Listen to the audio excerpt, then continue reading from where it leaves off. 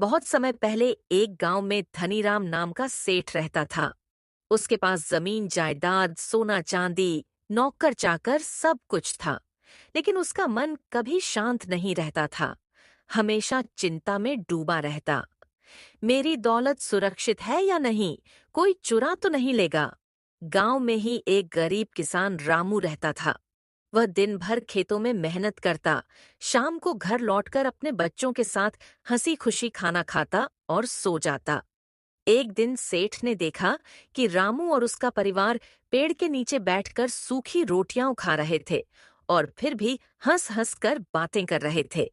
सेठ यह देखकर हैरान हुआ। इतनी गरीबी में भी ये इतने खुश कैसे हैं? अगले दिन उसने रामू से पूछा। रामू, तुम्हारे पास न अच्छा खाना है, न अच्छे कपड़े, न धन दौलत, फिर भी तुम इतने प्रसन्न रहते हो। रामू हंसकर बोला। सेठ जी, मेहनत से कमाया हुआ निवाला चाहे सूखा हो, लेकिन परिवार के साथ बांटकर खाने में ही सच्ची खुशी है। दौलत से केवल चीजें खरीदी जा सकती हैं। सेठ के मन में यह बात गहरी उतर गई, पर उसका लालच उसे चैन से बैठने नहीं देता था। और कुछ दिनों बाद गांव में अकाल पड़ा। लोग भूखे मरने लगे, भगवान को याद करने लगे।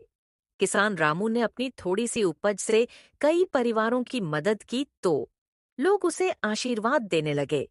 उधर सेठ धनीराम के गोदाम अन्न से भरे थे, लेकिन वह डर के मारे उन्हें बांट नहीं पा रहा था, ये सोचकर कि कहीं मेरा अनाज खत्म हो गया तो।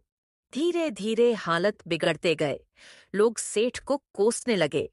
दूसरी ओर रामू की इज्जत और बढ़ गई।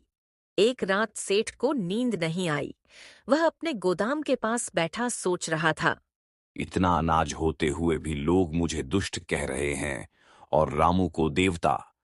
अचानक उसे समझ आया कि दौलत तिजोरी में नहीं, बल्कि दूसरों के काम आने में है। अगली सुबह उसने पूरे गांव को बुलाया और कहा, आज से ये सारे गोदाम गांव के लोगों के लिए खुले हैं। जो चाहे, जितना चाहे ले जाए। लोग हैरान रह गए। कई महीनों बाद गांव में खुशी लौट आई और बच्चों के चेहरे पर मुस्कान आई। सेठ ने पहली बार सुकून की नींद ली। अब वह हर रोज जरूरतमंद लोगों की मदद करता और गांव वाले उसे प्यार से दयालु सेठ कहने लगे।